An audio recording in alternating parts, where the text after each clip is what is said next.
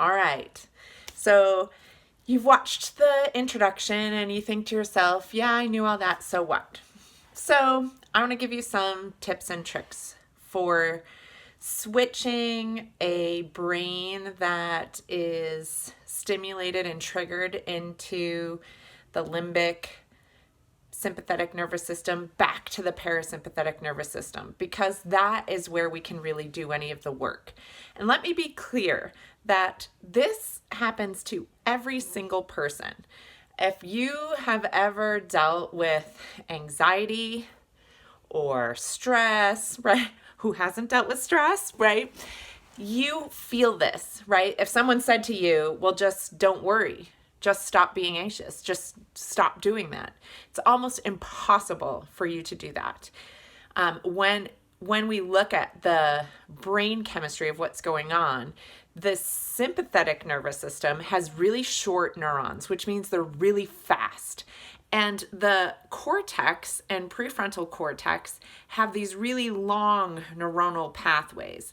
So they take longer. So it makes sense that this is like our go-to thing when we sense stress or danger. So I just want to be clear on that. So there are a couple of easy, I guess, tricks if you can get yourself or somebody else to do to flip from sympathetic control back to parasympathetic control. Now remember, I told you in that first video the different things that it controls. Part of the ability to do that is to trigger your body into controlling the things. So one awesome, easy tip that I give everybody. My children do it when they have anxiety attacks or they're having a really rough time. I do it myself, especially if I'm in a really intense parenting or even partner issue and I feel that I'm about to lose it. And that is an easy breathing technique. Now, I have changed it for children. I used to call it the 4-2-5. So for adults, 4-2-5 was just easier for me to remember. And it is simply, that is how you breathe. So you want to breathe in for the count of 4.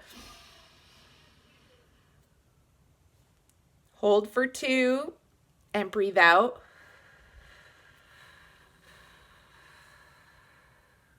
For 5.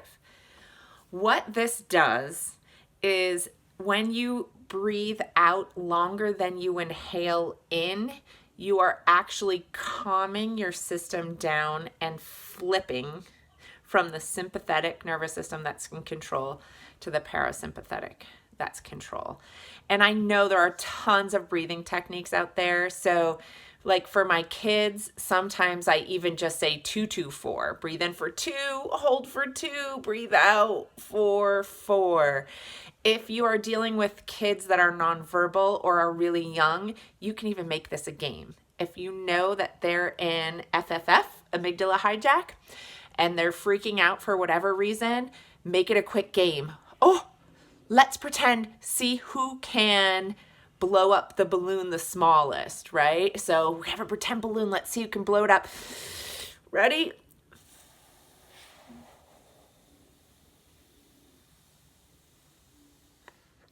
So even unwillingly, it starts to calm that system down. It's an easy tip.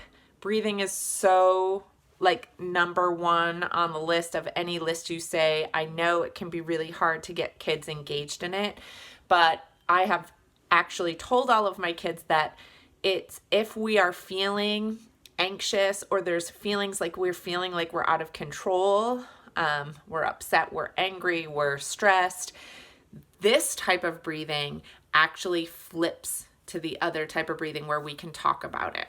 And so it's a trick that even if they're sick and they're scared because they're sick and then it causes all sorts of craziness, this works.